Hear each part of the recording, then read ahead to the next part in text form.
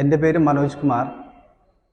ഞാൻ 2009 മുതൽ 2014 വരെ ആദ്യമായി കെ സുധാകരൻ MP ആയി ഡൽഹിയിൽ പോയ സമയം മുതൽ ഞാൻ അദ്ദേഹത്തിൻ്റെ PA ആയിരുന്നു. ആദ്യ തവണ മാത്രം 2009 മുതൽ 2014 വരെ.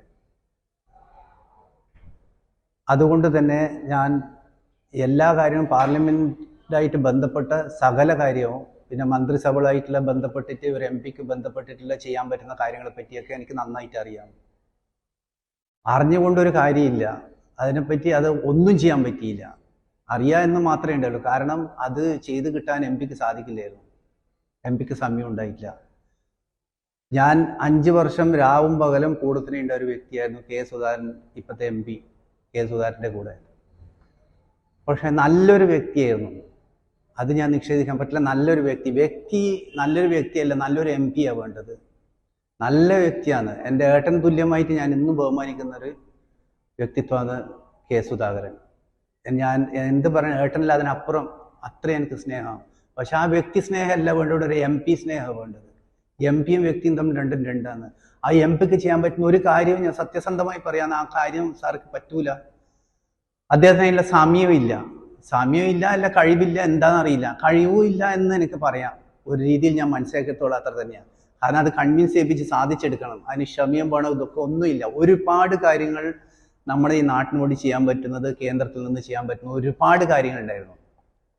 2009 മുതൽ 2014 വരെ എന്ന് പറയുമ്പോൾ അന്ന് UP-യുടെ MP ആയിരുന്നു, ഭരണവും UP-യുടേതായിരുന്നു. അന്ന് ചെയ്യാൻ പറ്റാത്തതാണോ ഇനി NDA ഭരിക്കുന്ന സമയത്ത് ഈ ഒരു MP ചെയ്യാൻ പോകുന്നത്? കോൺഗ്രസിന് ഇന്നത്തെ കോൺഗ്രസിന് എന്താ ഐഡിയോളജി ഉള്ളത്? ഒരു ഐഡിയോളജി ഇല്ല. ആ മറ്റേ കിച്ചടിയാക്കിയ പോലെ സകല 100 പാർട്ടികളും കൂടി ചേർന്ന് ഒരു ഇന്ത്യ മുന്നണി ഉണ്ടാക്കി. ഇത് ഇവരെല്ലാം കൂടി ഐഡിയോളജി ഷെയർ ചെയ്തിട്ടാണ് ഇവർ ഐഡിയോളജി ആവുന്നത്. ഇതാണോ വേണ്ടത്? ഇതായിരുന്നു കോൺഗ്രസ്. എവിടെ എത്തിക്കിടക്കുന്നത്?